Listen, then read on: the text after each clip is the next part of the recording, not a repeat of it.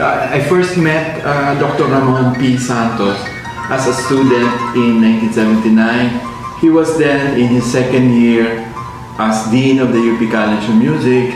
Dr. Santos is a very dedicated and responsible artist. I remember him as an administrator and as a composer, and he was really quite serious with his arts. He had a passion in teaching. I don't remember him missing any meeting, so he was really conscientious with regards to his duties as an administrator, as an artist. He had a warm personality. He was not a temperamental artist, was aloof. Sometimes he can be very philosophical, strong in his advocacy for Asian music, including Philippine music. In a way, he belonged to the same school as Dr. Jose Masada.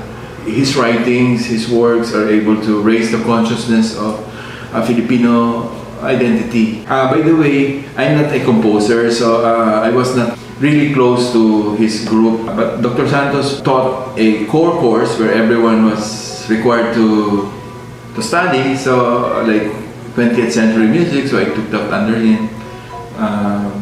And then there was this, I think, 20th century music literature. I also took it under him. It's a challenge to teach those courses. Yeah, I think it's very difficult, and I think it's brilliant. During the American colonial period, knowledge of music was disseminated in schools and mass media according to Western theoretical principles, placing all other musical traditions evolved outside the European-American framework qualitatively and aesthetically disadvantaged. This notion still persists not only as an idea, but as a musical reality in Philippine mainstream society.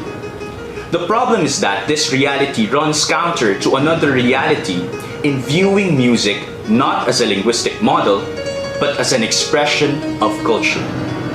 Thus, the Philippines, or what is conceived today as a modern Filipino society, becomes a testing ground in addressing this conflict with its self-identity as a multicultural nation-state.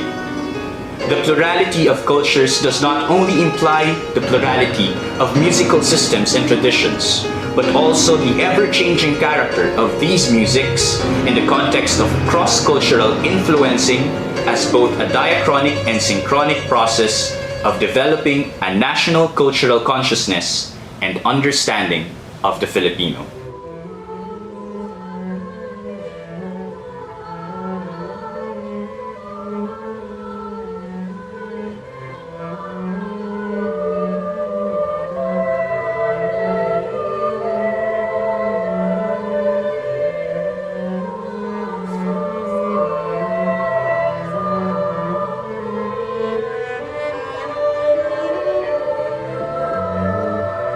I think his main contribution is he's able to raise the consciousness of being Filipino. He'll be able to appreciate Philippine music, but in a new form, in a new style. It's something new, but based on the old.